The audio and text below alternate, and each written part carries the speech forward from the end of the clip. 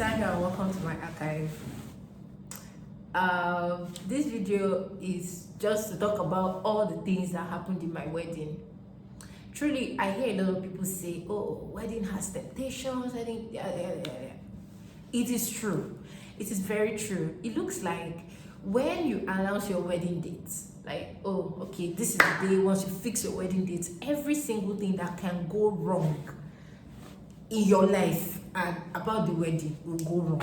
It's mind blowing. This has nothing to do with. I pray that even the Bible says that many are the afflictions of the righteous.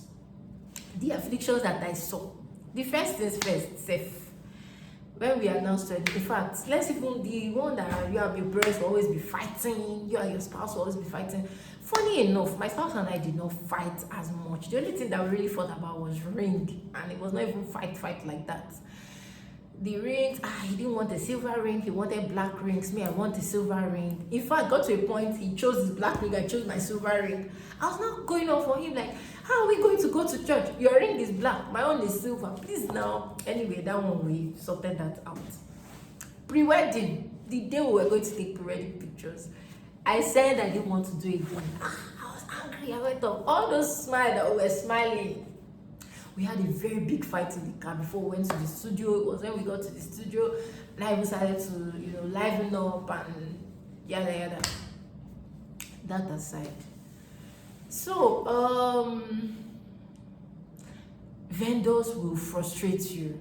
Vendors will frustrate the daylight out of you, honestly. Because tell me why. Okay. 2 weeks to the wedding, I sacked my decor guy. Like, what the hell? This guy, you're not forthcoming. You're not talking. You're not communicating. I sacked him. I said I was going to get somebody else. And then the person I tried to get already had a job on that day.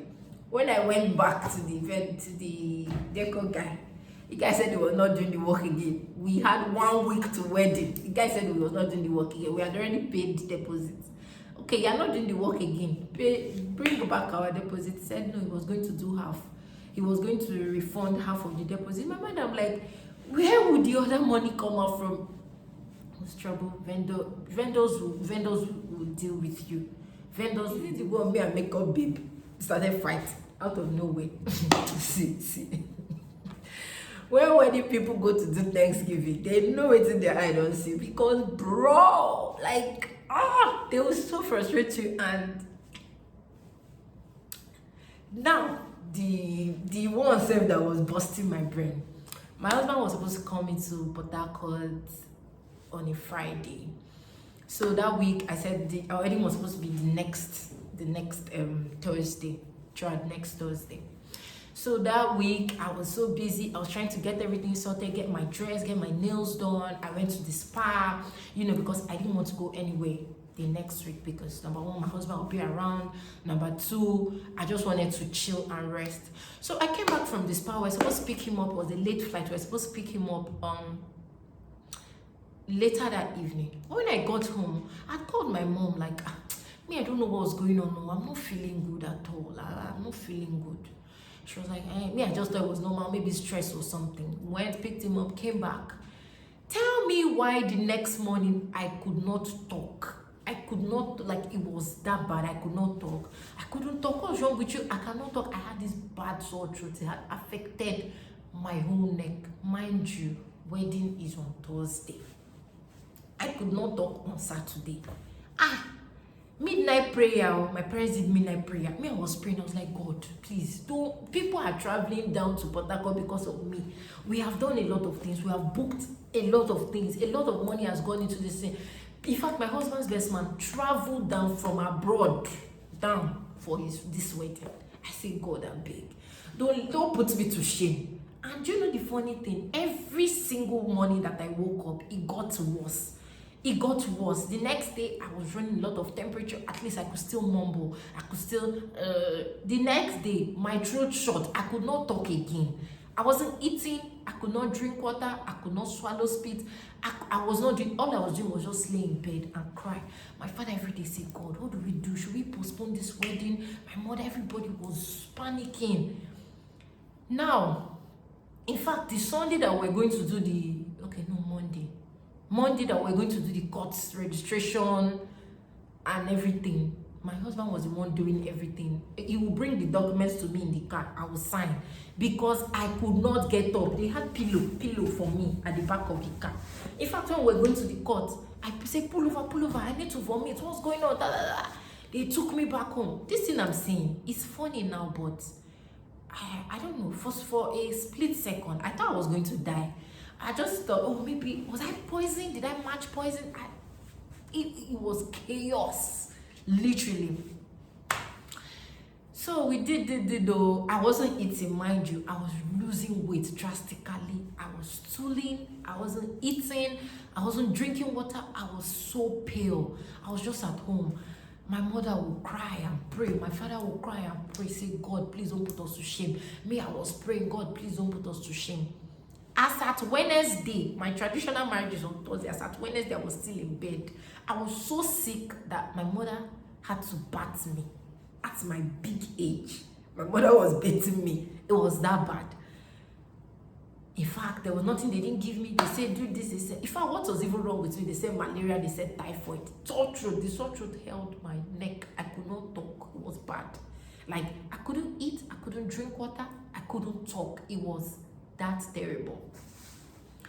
On my wedding morning, traditional marriage morning, fever from nowhere. Okay, of course, okay, I won't say from nowhere because I was already treating. I was still sick.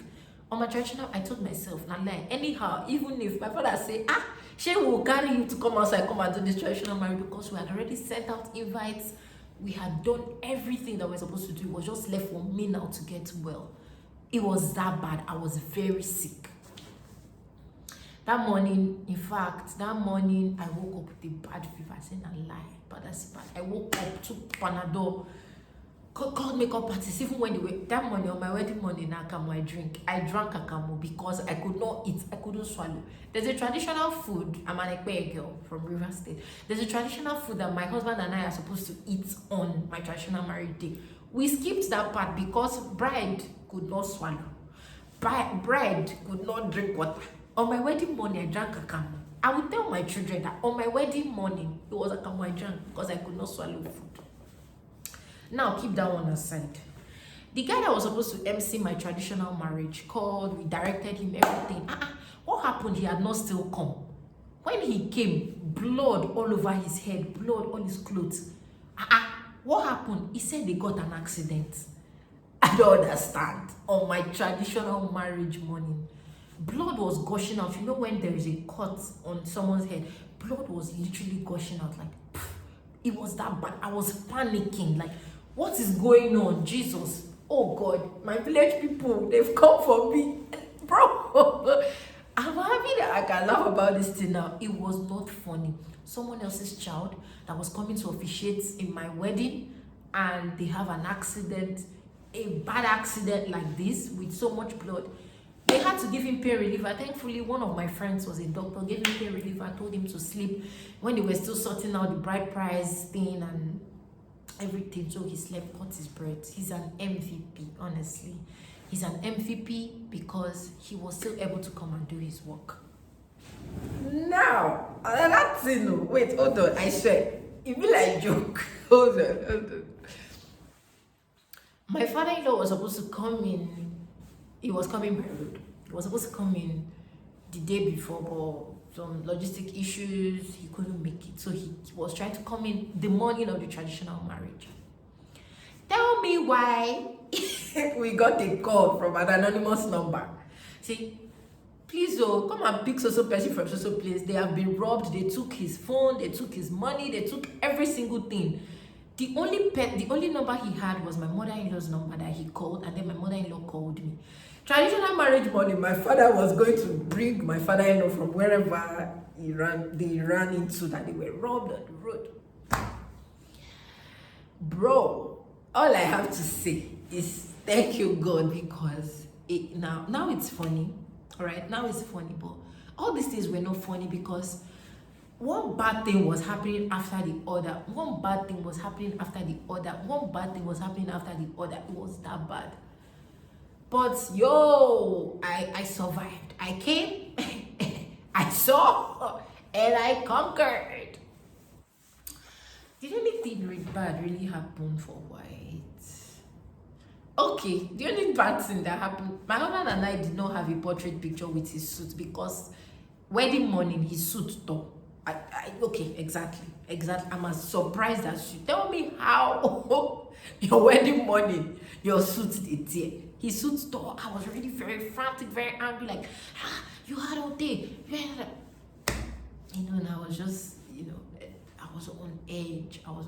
But thankfully, it went well. It was the best weekend of my life. Despite everything that the devil tried. I mean, look at us. I'm married. I am very married. So yeah, thank you for staying this long. I'll see you again in my next video. Hopefully there'll be a next video. I just want to be archiving my life so that when I watch this in 20, 30 years, I'm going to say, oh, I was so young. What's that makeup? What's that wig? I want to be able to say that. Thanks so much, guys, for watching. And I'll see you again. Bye.